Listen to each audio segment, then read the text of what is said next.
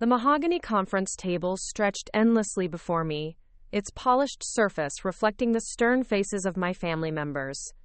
23 years I'd spent caring for Grandma Eleanor, and now here I sat, invisible once again, as the lawyer cleared his throat to read her will.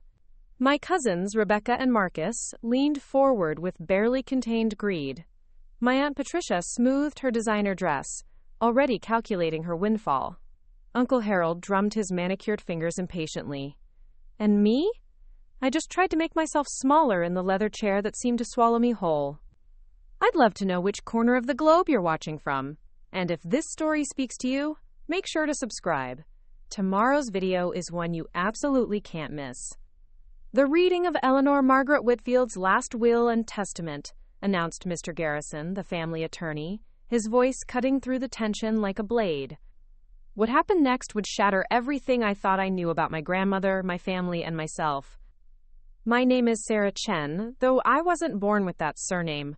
At 3 years old, I became Sarah Whitfield when my parents died in a car accident on Interstate 95, and Grandma Eleanor took me in without hesitation. While my cousins got birthday parties and summer camps, I got responsibility. While they got college funds, I got lectures about gratitude.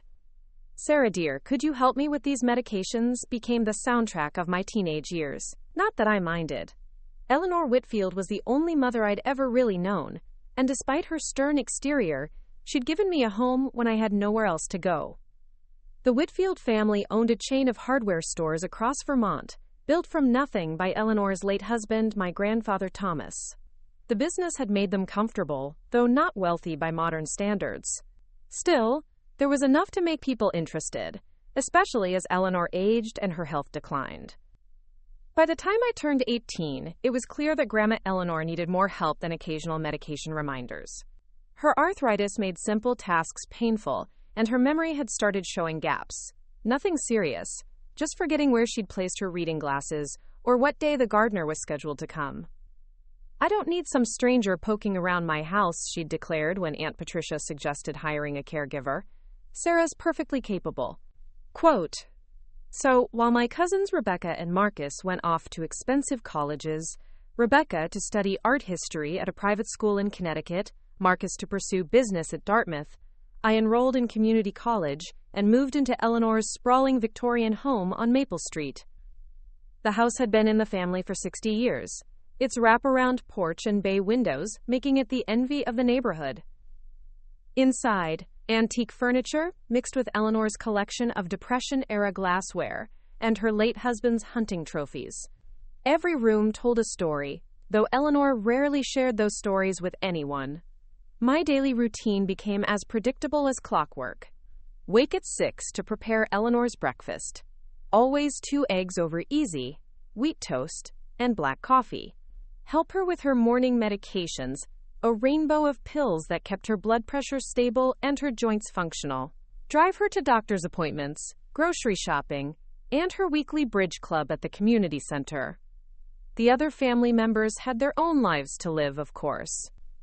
Aunt Patricia worked as a real estate agent in Burlington, always impeccably dressed and carrying the latest iPhone. She visited monthly, usually bearing some expensive gift that Eleanor would politely accept and never use. Uncle Harold lived in Boston, running a consulting firm that seemed to make him wealthy enough to afford designer suits and a Mercedes, though no one was quite sure what he actually consulted about. Rebecca graduated with her art history degree and immediately moved to New York City, where she worked at a gallery in Soho and lived in an apartment that cost more per month than most people made in a year. Her visits became increasingly rare, usually limited to major holidays and always accompanied by complaints about how provincial Vermont had become. Marcus followed a different path after college, moving to California to work for a tech startup. His visits were slightly more frequent than Rebecca's, mainly because he enjoyed using Eleanor's house as a free vacation rental when he wanted to reconnect with nature and post Instagram photos of himself hiking Vermont's mountains. Meanwhile, I watched Eleanor's world slowly shrink. Her bridge club friends began passing away or moving to assisted living facilities. Her mobility decreased to the point where she rarely left the house except for essential appointments. The hardware stores, which had been sold to a regional chain years earlier, provided her with a comfortable retirement income, but the family legacy lived on mainly in her memories. "Tell me about Grandpa Thomas again," I'd ask during our quiet evenings together, more to keep her mind active than out of curiosity. "He was stubborn as a mule," she'd say with a rare smile. "Built that first store with his bare hands and determination. Everyone said he was crazy to try competing with the big chains, but Thomas never listened to everyone." These conversations became precious to me, glimpses into a family history that no one else seemed interested in preserving. Eleanor would describe how she'd kept the books for the business, how they'd scraped together money to expand, how they'd weathered economic downturns by treating customers like family rather than transactions. As Eleanor's health declined further, the family visits became more frequent, though not necessarily more genuine. Patricia would arrive with casseroles and concerned expressions, but spend most of her time asking about Eleanor's financial planning and whether she'd updated her will recently. Harold's visits always seemed to coincide with major expenses: his daughter's college tuition, his son's wedding, property taxes on his Boston condo. "Sarah's doing such a wonderful job caring for you, Mother," Patricia would say, her voice dripping with artificial sweetness. "Though it must be so limiting for her, giving up her young adult years like this." The implication was always clear. I was sacrificing my life out of obligation, not love.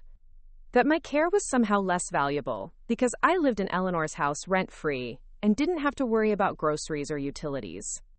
What they didn't see were the sleepless nights when Eleanor's pain kept her awake, the emergency room visits, the gentle coaxing required to get her to eat when her appetite disappeared. They also didn't see the moments of unexpected tenderness. Eleanor teaching me to play bridge, patiently explaining the complex bidding system, while her arthritic fingers demonstrated card arrangements.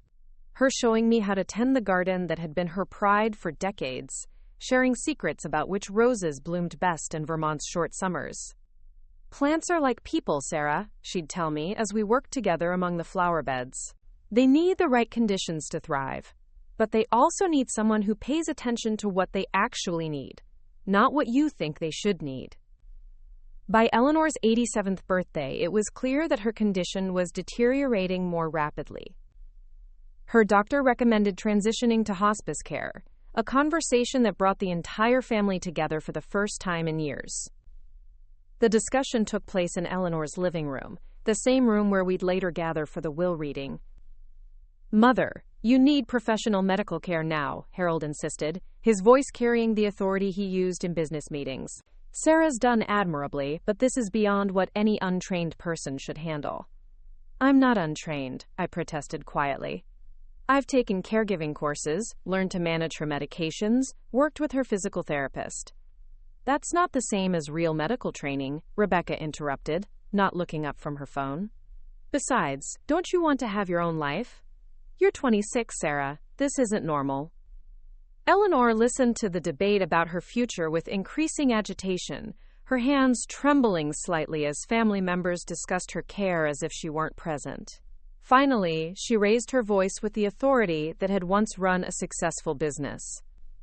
"I will not be shuffled off to some facility to die among strangers," she declared. "Sarah has cared for me with more dedication than any of you have shown in years. If hospice care is what I need, then hospice care will come here, to my home, with Sarah coordinating everything as she has been." The family exchanged glances that spoke volumes. Eleanor's decision meant I would continue living in the house, continue managing her care, continue being the primary beneficiary of her daily presence and trust. It also meant the others would continue to be relegated to the role of occasional visitors in Eleanor's carefully controlled world. What none of us knew was that Eleanor had been making her own plans, quietly and methodically, with the help of Mr. Garrison and a private investigator whose bills she'd been paying from a separate account. The woman who'd built a business alongside her husband hadn't lost her strategic thinking abilities, even as her body failed her. 3 months later, Eleanor passed peacefully in her sleep on a Tuesday morning in March. I found her when I brought her morning medications, her face serene in a way I hadn't seen in years. The grief hit me like a physical blow, not just for the loss of the woman who'd raised me, but for the end of the only stable family relationship I'd ever known. The funeral was well attended, filled with community members who remembered Eleanor and Thomas from their business days. My relatives played their parts perfectly. The grieving daughter, the dutiful sons-in-law, the successful grandchildren who'd been too busy with their important lives to visit more often. But I knew the real performance would come 2 weeks later, in Mr. Garrison's conference room, when we gathered to learn how Eleanor had chosen to distribute her worldly possessions among those she'd left behind. The 2 weeks between Eleanor's funeral and the will reading passed in a strange blur of activity and isolation.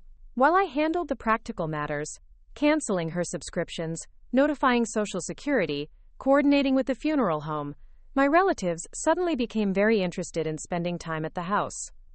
Patricia arrived the day after the funeral with cleaning supplies and organizational bins, claiming she wanted to help me sort through Mother's belongings. She moved through the house like a woman on a mission, examining Eleanor's jewelry collection with particular interest and making detailed notes about furniture and artwork. A lot of love and effort went into bringing this story to life. If you're enjoying it, we'd be so grateful if you'd subscribe to our channel. Now, back to where we left off.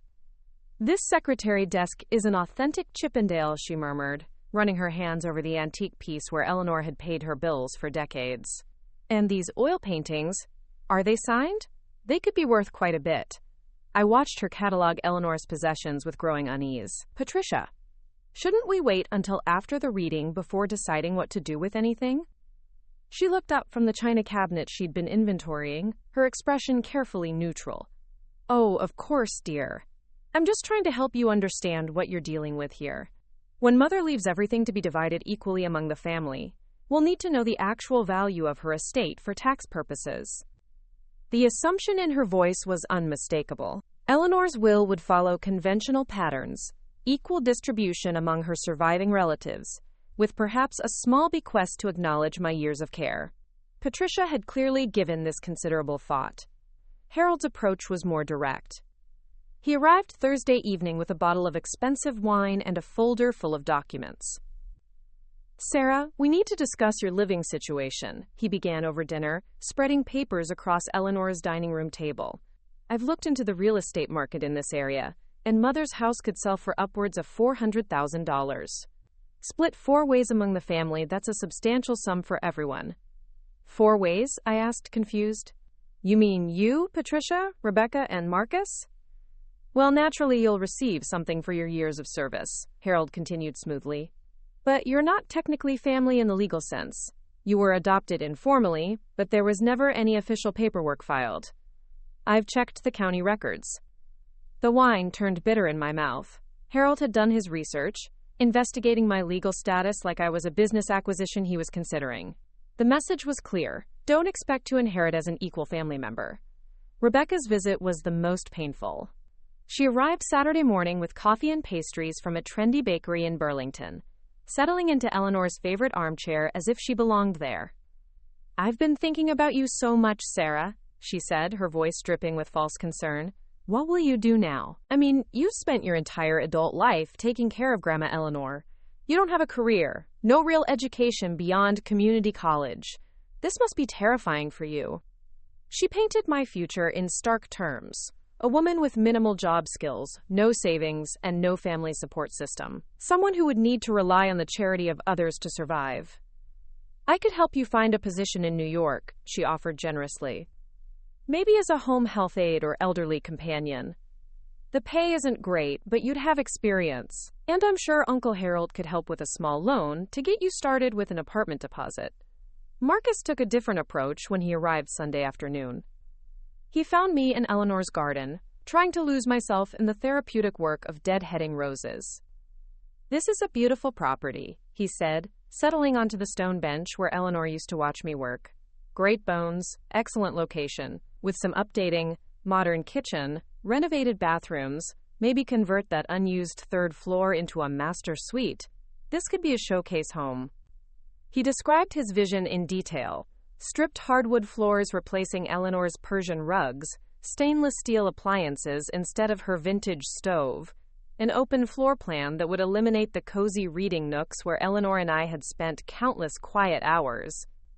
The thing is, Sarah, maintaining a property like this requires significant capital investment. Property taxes alone are probably $15,000 a year, plus insurance, utilities, upkeep. Even if Mother left you the house, which would be incredibly generous, you'd never be able to afford keeping it. Each conversation followed the same pattern. Expressions of concern for my welfare, followed by detailed explanations of why I shouldn't expect much from Eleanor's will, concluded with offers of minimal assistance that would leave me dependent on their continued goodwill. By Monday, I felt like a stranger in the home where I'd lived for 8 years. My relatives had mentally divided Eleanor's possessions, planned the sale of her house, and arranged my future as a grateful recipient of their charity. The only wild card was Eleanor herself. What had she actually decided? That evening, I sat in her bedroom, surrounded by the silence that had become my constant companion. Eleanor's reading glasses still lay on her nightstand, next to a half-finished crossword puzzle. Her medication bottles stood in neat rows, labels facing forward as I'd organized them every morning for years. I opened her jewelry box, not to inventory its contents like Patricia had done, but to remember. Inside, beneath her wedding ring and the pearl necklace Thomas had given her for their 25th anniversary, I found something unexpected. A small brass key attached to a black ribbon. The key was old-fashioned, clearly designed for a specific lock. I'd lived in this house for 8 years, but I'd never seen this key before. Eleanor had been meticulous about organization. Every key labeled and hung on hooks in the kitchen, every important document filed in her desk. This hidden key suggested something she'd deliberately kept private. I searched through Eleanor's bedroom methodically, looking for whatever the key might unlock. Her dresser drawers held only clothes and personal items. The closet revealed nothing unusual. Finally, I noticed something I'd somehow overlooked, despite years of living here: a small antique trunk pushed far back under Eleanor's bed. The brass key fit perfectly. Inside the trunk, I discovered an Eleanor I'd never known existed. Bank statements from 3 different accounts I'd never heard of, showing balances that made my hands shake. Stock certificates for companies I recognized. Apple, Microsoft, Amazon. Purchased decades ago when they were practically worthless and held until they became worth small fortunes. But the financial documents were just the beginning. Underneath, I found photographs spanning decades. Eleanor and Thomas, with people I didn't recognize, at events I'd never heard about. Legal documents detailing charitable donations to organizations throughout Vermont. Letters from university students thanking her for scholarship funding that had made their educations possible. And at the bottom of the trunk, a manila envelope with my name written in Eleanor's careful handwriting. Inside were documents that changed everything I thought I knew about my place in this family. Adoption papers, filed legally when I was 5 years old, making me Eleanor's daughter in the eyes of the law. Birth certificate amendments, insurance policies listing me as the primary beneficiary, and a letter dated just 6 months ago written in Eleanor's increasingly shaky handwriting. My dearest Sarah, if you are reading this, then I am gone, and you are discovering truths I kept hidden to protect you from family members who never understood your true value. You are not the charity case they believe you to be. You are my daughter in every way that matters, legally and emotionally. Everything I built, everything I saved, everything I treasured, it all belongs to you now. But be prepared. They will not accept this gracefully. Stay strong, my dear girl. You have earned every bit of what is coming to you. Tuesday morning arrived gray and drizzling, matching my emotional state as I prepared for the will reading. I dressed carefully in the black suit Eleanor had insisted on buying me for job interviews I'd never had time to attend. The manila envelope and its contents sat locked in my dresser drawer, a secret that would soon become public knowledge. At Garrison and Associates, the family gathered in the conference room exactly as I'd imagined it would be 2 weeks earlier. Patricia wore her most expensive dress and her late mother's pearl earrings. Harold had flown up from Boston specifically for this meeting, his presence lending gravity to the occasion. Rebecca sat beside Marcus, both of them wearing expressions of polite grief mixed with anticipation. And me? I sat in the same chair where I'd felt invisible just hours after Eleanor's death, but now carrying knowledge that changed everything. Mr. Garrison entered precisely at 10 o'clock, carrying a thick leather portfolio and wearing the somber expression appropriate for such occasions. He'd been Eleanor's attorney for over 20 years, handling everything from the sale of the hardware stores to her tax planning. "Thank you all for coming," he began, settling behind his desk and opening the portfolio. Eleanor Whitfield was very specific about how she wanted this reading conducted. She insisted that the entire will be read aloud, in its entirety, with all family members present.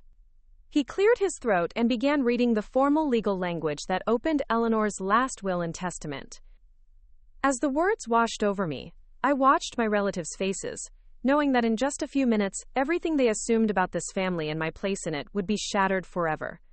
I, Eleanor Margaret Whitfield, being of sound mind and body, do hereby declare this to be my last will and testament, revoking all previous wills and codicils. Mr. Garrison's voice carried the weight of decades of legal experience as he began reading Eleanor's final wishes. The conference room felt smaller somehow, the walls pressing in as anticipation thickened the air like humidity before a storm. To my daughter Patricia, who has built a successful career in real estate and demonstrated financial independence, I leave my collection of Depression-era glassware and the sum of $25,000. Patricia's sharp intake of breath was audible. $25,000 was generous by most standards, but far less than she'd expected from a woman who owned property worth nearly $500,000. She gripped her purse tighter, knuckling white against the black leather. To my son Harold, who has established himself well in the consulting business in Boston, I leave my late husband's hunting rifle collection and the sum of $25,000. Harold's jaw tightened almost imperceptibly.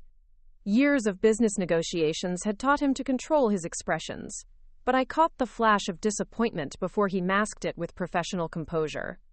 To my granddaughter Rebecca, who has pursued her passion for art in New York City, I leave the oil paintings from the front parlor and the sum of $15,000. Rebecca's phone slipped from her suddenly nerveless fingers, clattering against the conference table. $15,000 wouldn't cover 3 months of her Manhattan rent. The oil paintings, while lovely, were reproductions Eleanor had purchased from a local artist decades ago, sentimental value only. To my grandson Marcus, who has found success in the technology sector in California, I leave the antique secretary desk from the study and the sum of $15,000. Marcus shifted in his seat, running calculations in his head. He'd assumed the house alone would net him 6 figures after sale and division. Instead, he was looking at enough money to cover a modest vacation and a piece of furniture that would cost more to ship to California than it was worth. The room fell silent except for the rhythmic ticking of Mr. Garrison's antique clock and the soft scratching of his pen as he made notes in the margins of the will. Patricia cleared her throat delicately. "Excuse me, Mr. Garrison, but surely there's more. Mother's house, her investments, her other assets?" Mr. Garrison looked up from the document, his expression carefully neutral. "Mrs. Morrison, I'm only partway through the will. If you'd allow me to continue?" He returned to the document, adjusting his reading glasses. "To the Burlington Community Foundation, I leave the sum of $50,000 to establish the Thomas Whitfield Memorial Scholarship for students pursuing business education at Vermont State University." Eleanor had never mentioned this scholarship, never given any indication she was planning such a substantial charitable donation. I thought of all the times she'd quietly helped community members, paying medical bills, covering rent for struggling families, funding school supplies for children whose parents couldn't afford them. Apparently, her generosity had extended far beyond what even I had witnessed. To the Vermont Historical Society, I leave the sum of $30,000 and all family photographs and documents dating prior to 1970 to be preserved as part of their local business history archive. Another surprise. Eleanor had been meticulous about family history, but I'd assumed those carefully labeled photo albums and business records would stay within the family. Instead, she'd chosen to share that history with future generations of Vermont residents. To St. Mary's Hospital, where my late husband received excellent care during his final illness, I leave the sum of $40,000 to support their hospice program. Harold leaned forward, no longer bothering to hide his agitation. "Mother gave away over $200,000 to charity? That's money that should have stayed in the family." "Mr. Whitfield," Mr. Garrison replied coolly, Your mother was free to dispose of her assets as she saw fit. These were her wishes, clearly stated and legally binding. Patricia's voice cut through the tension like glass. What about the house? What about her primary assets? Surely she wouldn't leave the family homestead to strangers. Mr. Garrison returned to the will, his voice taking on additional gravity. Now we come to the disposition of my primary residence at 247 Maple Street, along with all furnishings, personal effects, and remaining liquid assets. The silence was absolute. Even the clock seemed to pause in anticipation. After careful consideration of who has demonstrated the greatest love, loyalty, and dedication to my welfare, I leave my house, all remaining personal property, and the entirety of my estate, including all bank accounts, investment portfolios, and real estate holdings, to my beloved daughter, Sarah Chen Whitfield.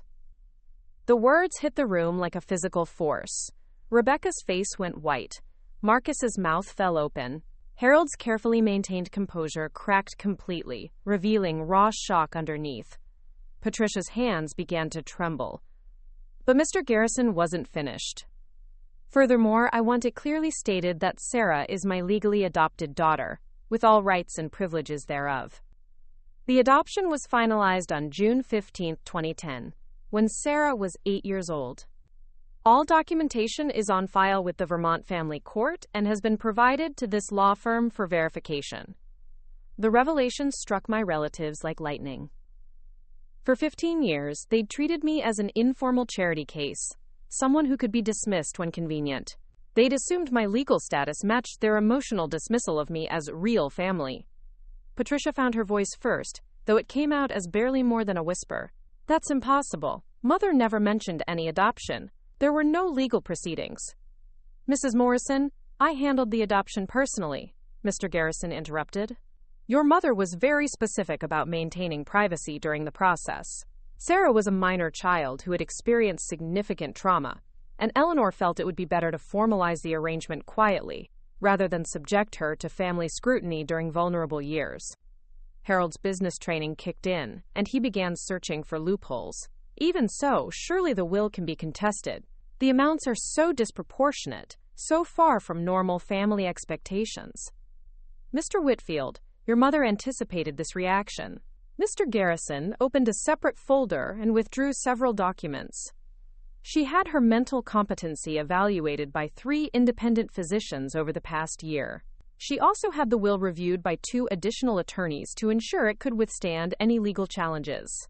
Furthermore, she specifically addressed the reasoning behind her decisions. He lifted a single sheet of paper covered in Eleanor's distinctive handwriting. She left a statement to be read in the event of any disputes. My hands were shaking as I processed what was happening. Eleanor hadn't just left me her house. She'd left me everything. The bank accounts I discovered, the investment portfolios, the charitable donations that totaled nearly $200,000 but still left substantially more.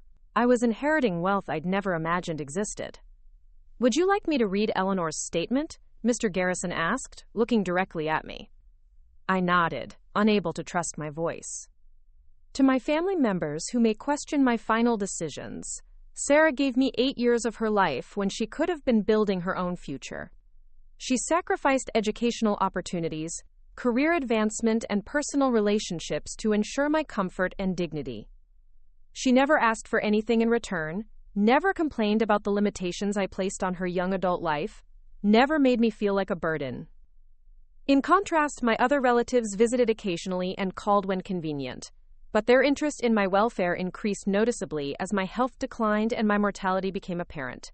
Their concern for my assets exceeded their concern for my happiness.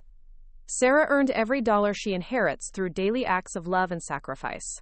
She is my daughter in every way that matters, and she deserves security after years of putting my needs before her own. This will represents justice, not charity. The conference room was completely silent now. Rebecca was crying silently, mascara leaving dark tracks down her cheeks. Marcus stared at his hands, unable to meet anyone's eyes. Harold's face had turned an alarming shade of red. Patricia looked like she was struggling to breathe. Mr. Garrison gathered his papers with practiced efficiency. The estate is valued at approximately $1.8 million, including the house, investments, and liquid assets. After taxes and charitable donations, Sarah will inherit roughly $1.2 million along with the family home. Suddenly, Patricia exploded from her chair. This is ridiculous. Sarah manipulated a sick old woman. She isolated Mother from her real family, poisoned her mind against us. Mrs. Morrison, Mr. Garrison's voice cut through her hysteria like ice. I would be very careful about making such accusations. They border on slander, and Eleanor specifically anticipated this type of reaction. She left detailed journals documenting every family interaction over the past 5 years, including recorded phone conversations where family members discussed their inheritance expectations while she was still alive. The threat was clear. Eleanor had been far more aware of her family's motivations than anyone had realized, and she documented everything methodically.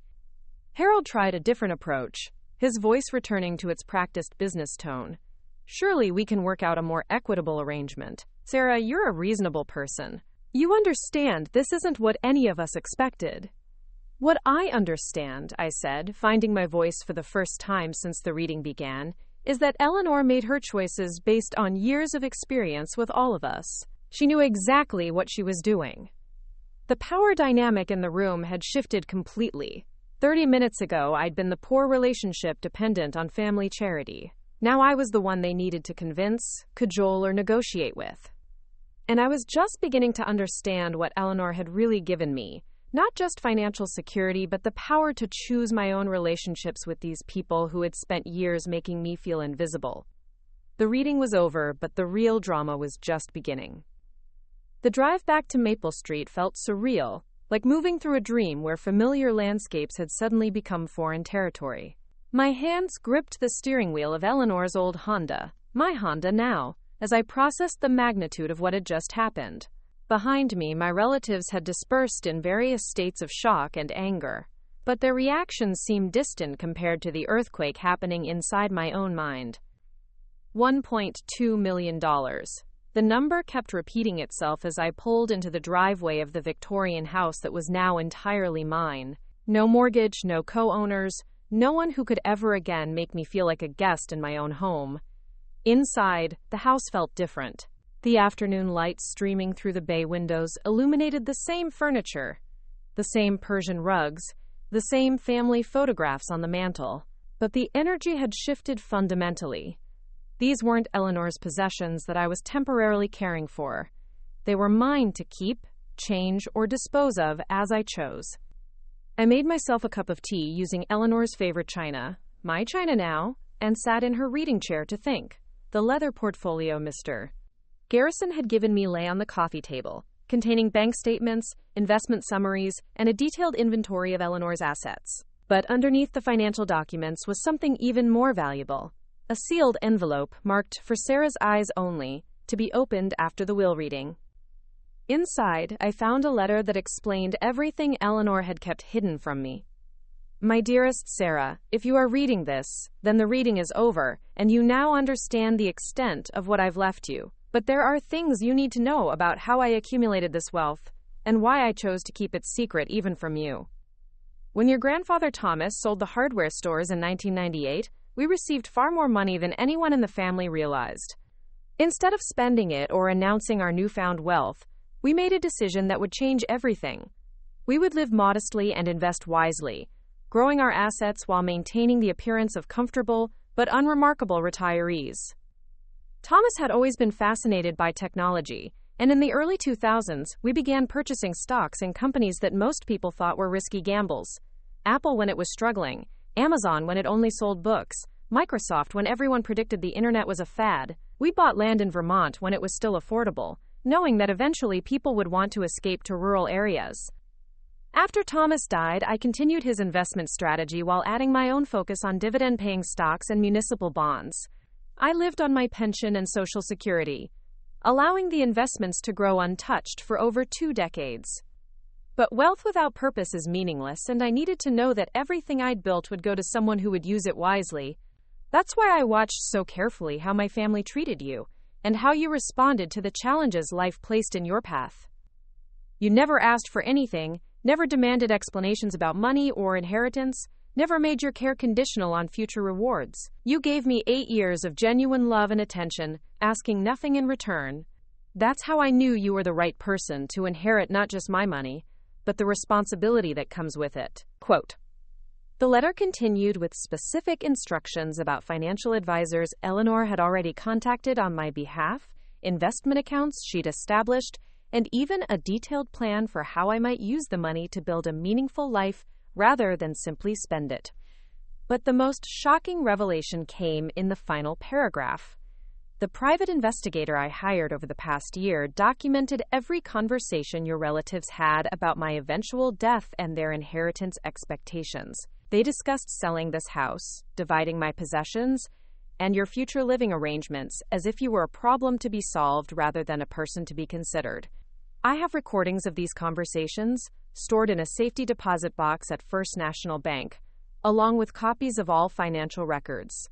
You'll never need to use this information, but if anyone challenges the will or tries to manipulate you, you'll have the evidence to protect yourself.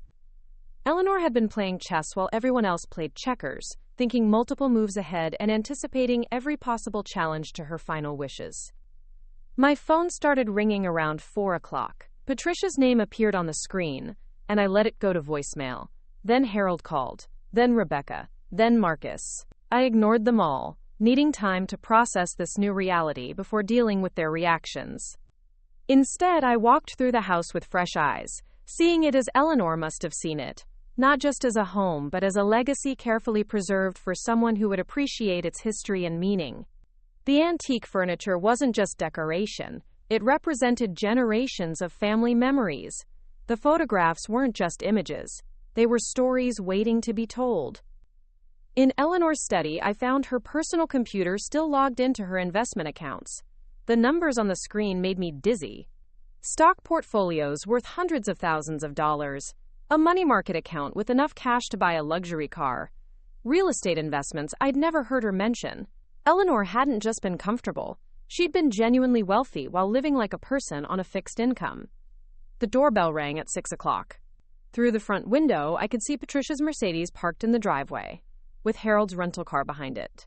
They'd coordinated their approach, planning this confrontation while I'd been discovering the true extent of Eleanor's secrets. I opened the door to find all 4 of my relatives standing on the porch like a delegation. Patricia had clearly been crying, her makeup carefully reapplied but not quite hiding the redness around her eyes. Harold carried a briefcase, suggesting he'd come prepared for negotiations.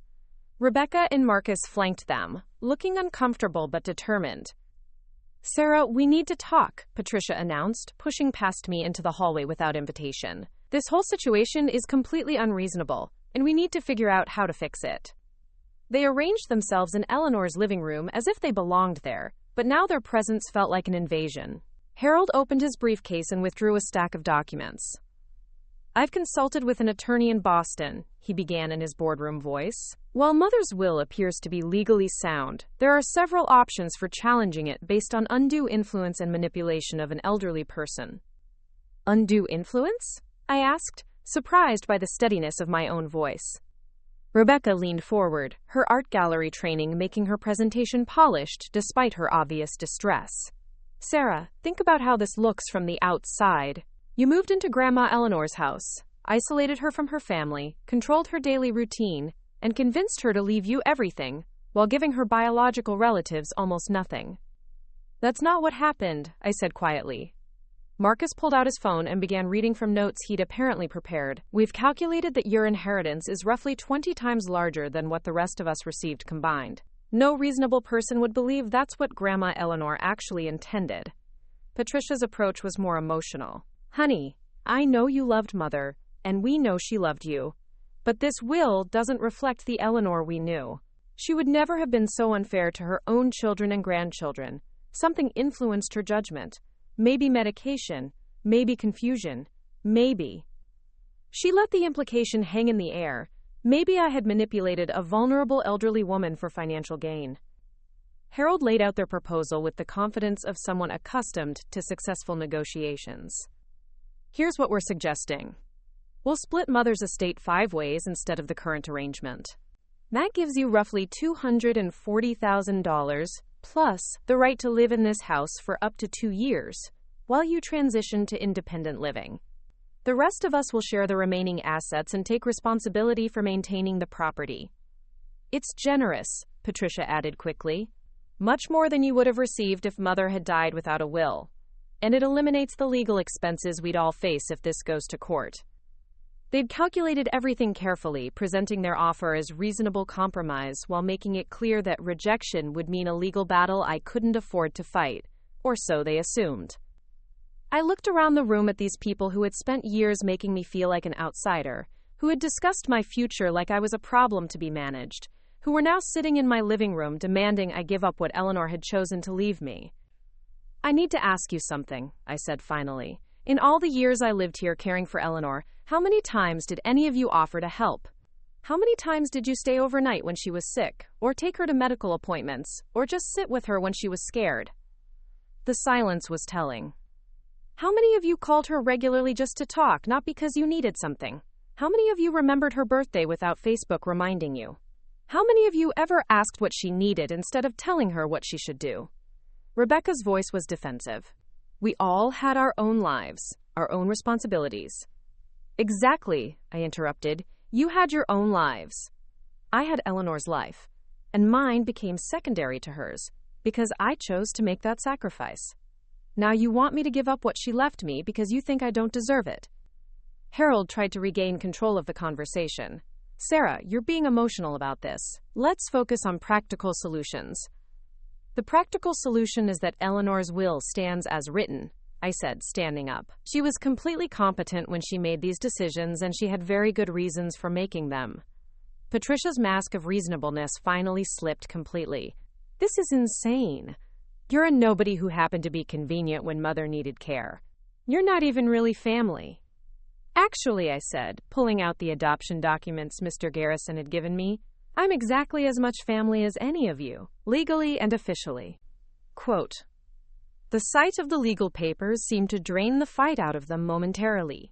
They'd built their entire argument on the assumption that I was an outsider with no legitimate claim to Eleanor's affection or assets.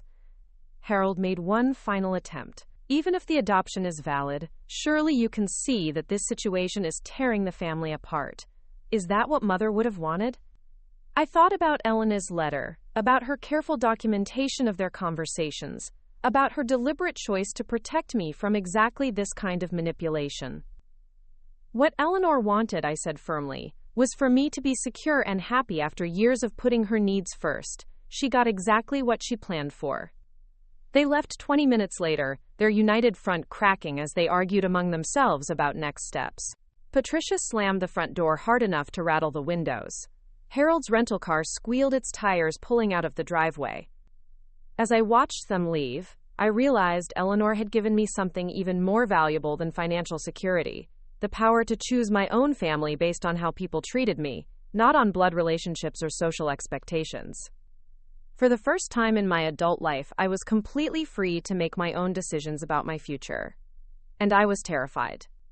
The weeks following my family's ultimatum passed in a strange mixture of liberation and isolation. For the first time in 8 years, I woke up each morning with no caregiving responsibilities, no medication schedules to manage, no doctor's appointments to coordinate. The silence in the house was both peaceful and unsettling.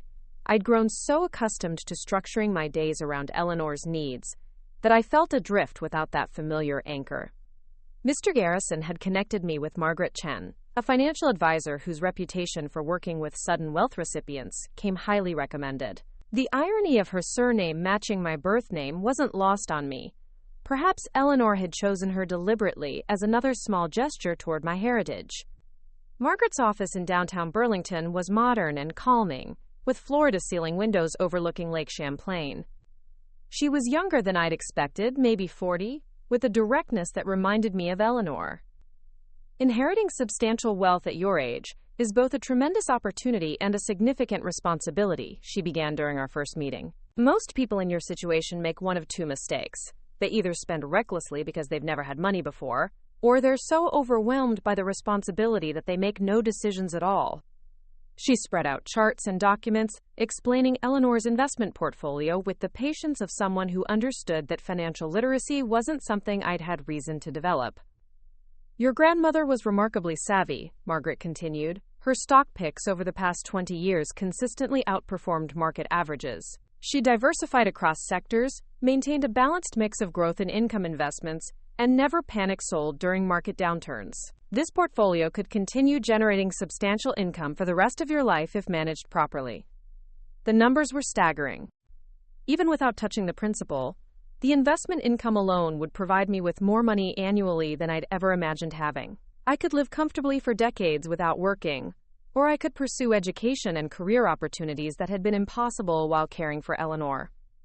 What did other people in my situation typically do? I asked. Margaret smiled. The smart ones take time to adjust before making major decisions. The inheritance isn't going anywhere. You have the luxury of figuring out what you actually want your life to look like. Meanwhile, my relatives' campaign to change my mind escalated in both frequency and desperation. Patricia called daily, alternating between tearful pleas about family unity and thinly veiled threats about legal action. Harold sent formal letters through his attorney, demanding documentation of Eleanor's mental state during her final months. Rebecca tried emotional manipulation through social media, posting childhood photos with captions about family memories and, quote, what Grandma Eleanor would have really wanted. Marcus took a different approach, showing up unannounced one Saturday morning with coffee and bagels from the bakery Eleanor had loved.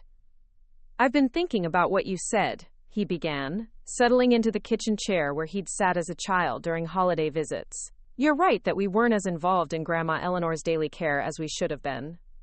His admission surprised me. Of all my relatives, Marcus had always been the most straightforward, lacking Patricia's manipulative streak or Harold's calculated business approach. But here's the thing, Sarah, he continued. Money changes people. I've seen it happen in Silicon Valley. People get wealthy overnight and lose themselves completely. They become paranoid, isolated, suspicious of everyone's motives.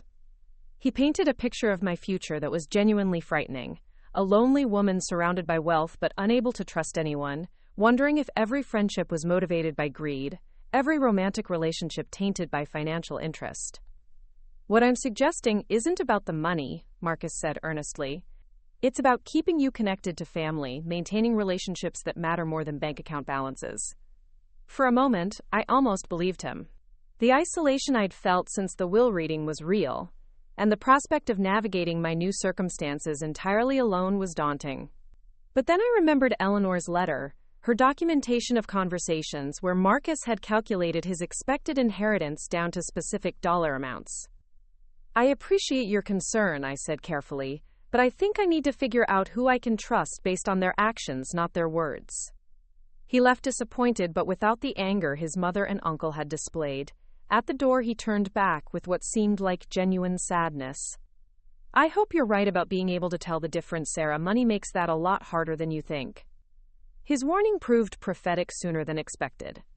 By the third week after the will reading, I began receiving calls from financial advisors, investment managers, and insurance salespeople who had somehow learned about my inheritance.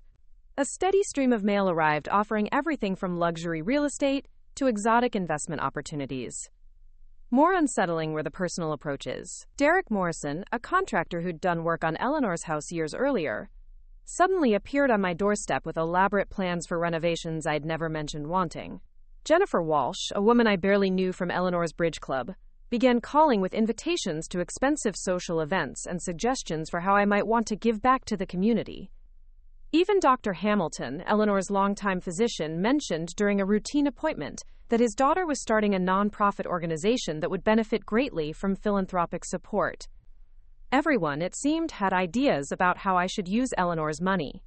The pressure reached a breaking point when I found Harold waiting in my driveway one evening, after I'd returned from grocery shopping. He'd let himself through the back gate and was examining Eleanor's garden with the eye of someone appraising property value. We need to settle this situation, Sarah, he announced without preamble. My attorney says we have grounds for a competency challenge, but litigation would be expensive for everyone involved. He'd clearly decided that direct intimidation was more effective than his previous attempts at reasoned negotiation. However, he continued, if you're willing to be reasonable, we can avoid the courts entirely. I've had the house appraised by 3 independent assessors. The average valuation is $420,000. We're prepared to buy out your interest for that amount, cash, and you can keep $50,000 as acknowledgement of your caregiving services.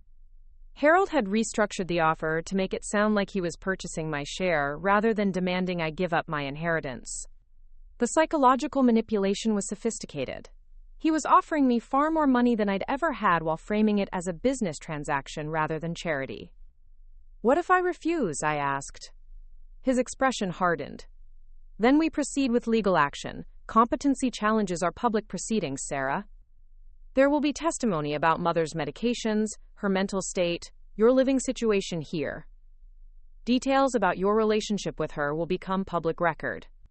The threat was clear. Agree to his terms, or my years of caring for Eleanor would be twisted into evidence of manipulation and abuse. I need time to think about it, I said, though I'd already made my decision.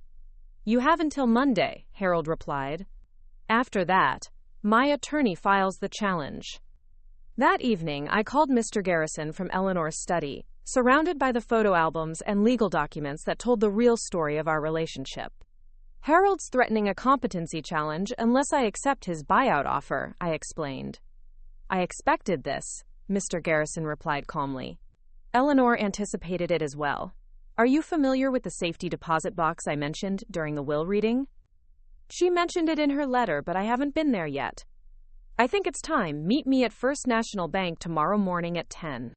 Bring 2 forms of identification and the key Eleanor left you. Quote, the brass key from Eleanor's jewelry box fit perfectly into box 247 at First National Bank. Inside, I found evidence that would have made a private investigator proud. Detailed journals documenting every family interaction over the past 5 years, copies of emails discussing Eleanor's assets, and most damaging of all, audio recordings of phone conversations where my relatives had calculated their expected inheritances while Eleanor was still alive. How did she record phone calls without people knowing? I asked Mr. Garrison. Vermont is a one-party consent state for recording conversations, he explained. Eleanor only needed to consent to recording calls she participated in. She was very thorough about documenting everything. One recording was particularly damning. Harold and Patricia discussing whether Eleanor might live long enough to spend down her assets, with Harold calculating that each year she survived reduced their eventual inheritance. They debated whether to suggest moving her to expensive assisted living as a way to accelerate the spending of her money. If they proceed with a competency challenge, Mr. Garrison said, these recordings become admissible evidence. They demonstrate that your relatives had financial motives for questioning Eleanor's mental state, while you consistently acted in her best interests without any apparent knowledge of your inheritance. Armed with this evidence, I felt the fear that had been building since Harold's ultimatum begin to dissolve. Eleanor hadn't just protected me financially. She'd protected me legally from exactly the scenario that was now unfolding. Monday morning arrived gray and cold, matching my mood as I prepared for Harold's promised deadline. My phone rang at exactly 9 o'clock. Sarah, I hope you've made the right decision. Harold's voice carried the confidence of someone accustomed to winning negotiations through pressure and intimidation. I have, I replied. The answer is no. The silence stretched for nearly 30 seconds before Harold found his voice again. You're making a serious mistake. This competency challenge will destroy any positive memories people have of your relationship with Mother. Is that really what you want? Harold, I said, surprised by the steadiness in my own voice. I think you should talk to your attorney about one-party consent recording laws in Vermont before you file anything. The line went dead immediately. Eleanor had taught me more than just caregiving during our years together. She taught me that sometimes the strongest position is the one where you don't need to negotiate at all. 3 months after Harold's abrupt hang-up, I received a formal letter from his Boston attorney withdrawing all challenges to Eleanor's will. No explanation was provided, but Mr. Garrison's knowing smile when I showed him the letter told me everything I needed to understand about the power of Eleanor's recorded evidence. The silence from my relatives was profound and liberating. No more daily phone calls from Patricia, no more surprise visits from Marcus, No more legal threats from Harold. They'd finally accepted what Eleanor had known all along. I wasn't the vulnerable young woman they could intimidate into giving up what I'd rightfully inherited. With the legal pressure removed, I began the real work of building a life that honored both Eleanor's sacrifices and my own dreams. Margaret Chen helped me establish a financial structure that would ensure long-term security while allowing me to pursue goals that had been impossible during my caregiving years. My first major decision was education. At 26, I enrolled in the University of Vermont's social work program, finally pursuing the degree I'd abandoned when Eleanor needed full-time care. The irony wasn't lost on me. I was using money inherited from caring for one person to prepare for a career caring for others. The transition back to academic life was challenging in unexpected ways.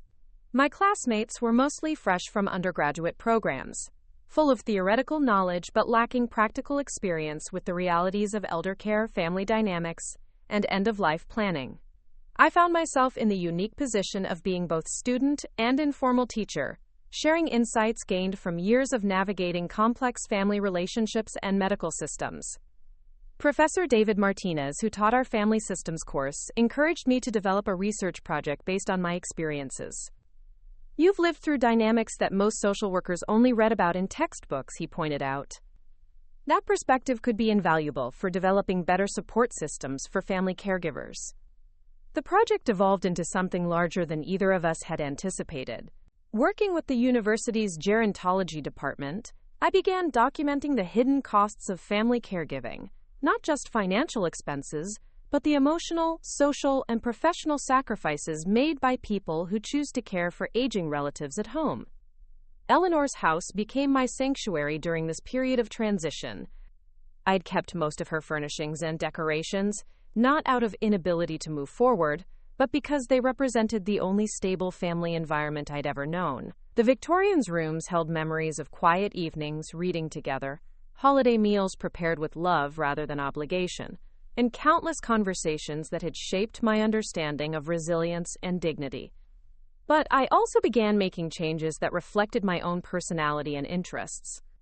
Eleanor's formal dining room became a comfortable study space, where I could spread out research materials and textbooks. The unused third-floor room was converted into a home office with updated technology and comfortable seating for video calls with classmates and professors. The garden remained largely unchanged. Eleanor had taught me too well for me to abandon the roses and perennials she'd tended for decades. But I added vegetables and herbs, creating a productive space that would have made her proud while serving my more practical cooking needs. 6 months into my degree program, an unexpected opportunity arose that would reshape my understanding of what Eleanor had really left me. Dr. Sarah Williams, director of the Vermont Aging Network, contacted me after reading my preliminary research on family caregiving dynamics. "We've been looking for someone to develop a pilot program supporting family caregivers in rural Vermont," she explained during our meeting at her Burlington office. "Your combination of personal experience and academic training makes you uniquely qualified for this position." The job would involve creating support groups, developing educational resources, and advocating for policy changes that would better support families facing the challenges I'd navigated with Eleanor. It was part-time initially, allowing me to continue my studies while gaining professional experience in exactly the field I hoped to enter. More importantly, it represented a way to transform my years of caregiving into something that could benefit other families facing similar situations. "What convinced you to reach out to me specifically?" I asked Dr. Williams. She smiled. "Actually, it was your grandmother who first contacted me about this position, about a year before she passed. She described your situation and suggested that someone with your experience might be valuable for developing programming that actually meets caregivers' needs rather than what agencies think they need." Even in death, Eleanor continued to shape my future in ways I was still discovering. The pilot program launched that fall with funding from multiple sources, including a substantial grant I'd requested from the Eleanor Whitfield Foundation, the charitable organization I'd established using part of my inheritance. The foundation focused on supporting family caregivers and funding scholarships for students entering gerontology and social work programs. Creating the foundation had been Margaret Chen's suggestion, offering both tax advantages and a meaningful way to use Eleanor's money for causes she'd cared about. But it also served a more personal purpose. It gave me a concrete way to honor her memory while building something that would outlast both of us. The first support group meeting was held in the community room at the local library, the same building where Eleanor had attended her bridge club for decades. 8 family caregivers attended that initial session, each bringing stories of isolation, exhaustion, and love that mirrored my own experiences. Maria Santos was caring for her father with dementia while working full-time and raising 2 teenagers. David Kim had moved his elderly mother into his home after a stroke, disrupting his family's routines and straining his marriage. Jennifer Brody was navigating the complex medical system with her partner's mother, who spoke limited English and trusted few healthcare providers. As I listened to their stories, I realized that Eleanor's greatest gift hadn't been the money or the house. It had been the preparation for this moment, when I could use my experiences to help others feel less alone in their struggles. "The thing people don't understand," Maria said during that first meeting, "is that you grieve every day. You grieve the person they used to be, the relationship you used to have, the life you thought you were going to live." Her words brought tears to my eyes as I remembered my own complex feelings during Eleanor's decline. The guilt of occasionally resenting the limitations caregiving placed on my life, mixed with genuine love for the woman who'd raised me. Over the following months, the support group grew from 8 members to over 20. We developed resources for navigating Medicare and Medicaid systems, created respite care networks, and advocated for policy changes that would better support family caregivers throughout Vermont. The most rewarding part was watching caregivers discover that their experiences had value beyond their individual families. Several group members became advocates themselves, testifying before the state legislature about the need for better support systems and funding for family caregivers. A year after Eleanor's death, I stood in the garden she'd taught me to tend, surrounded by roses in full bloom and vegetables ready for harvest. The University of Vermont had offered me a graduate teaching assistantship that would support my master's degree studies while allowing me to continue developing caregiver support programs. My phone buzzed with a text message from Rebecca. "Saw the article about your foundation in the Burlington Free Press. Grandma Eleanor would be proud." It was the first contact I'd had with any of my relatives since the failed legal challenge. The message was brief and carefully neutral, offering acknowledgement without apology. I chose not to respond immediately. Some bridges require time and trust to rebuild, if they can be rebuilt at all. That evening, I sat in Eleanor's favorite chair with a cup of tea and the photo albums she'd meticulously maintained throughout her life. The pictures told the story of a woman who'd built a successful business, raised a family, survived loss, and ultimately chose to invest her legacy in someone who would use it to help others. On the final page of the last album, I found a photograph I'd never seen before. Eleanor and me in the garden 2 summers earlier, both of us dirty from planting tomatoes and laughing at something I couldn't remember. Written in her careful handwriting on the back were the words, "My greatest investment." As I looked around the house that had become truly mine, I understood that Eleanor's real gift hadn't been financial security or family recognition. She'd given me the example of how to live with purpose, how to care for others without losing yourself, and how to build something meaningful from whatever circumstances life provides. The inheritance that had initially seemed like an ending was actually a beginning. Eleanor had left me not just her money and property, but the foundation for a life spent helping others navigate the complex terrain of family, aging, and care. In giving me everything, she'd shown me that the most valuable inheritance isn't what you receive. It's what you choose to do with it. 6 months later, I opened the front door of my house to find Marcus standing on the porch with a small potted plant and an uncertain expression. "I was hoping we could talk," he said simply.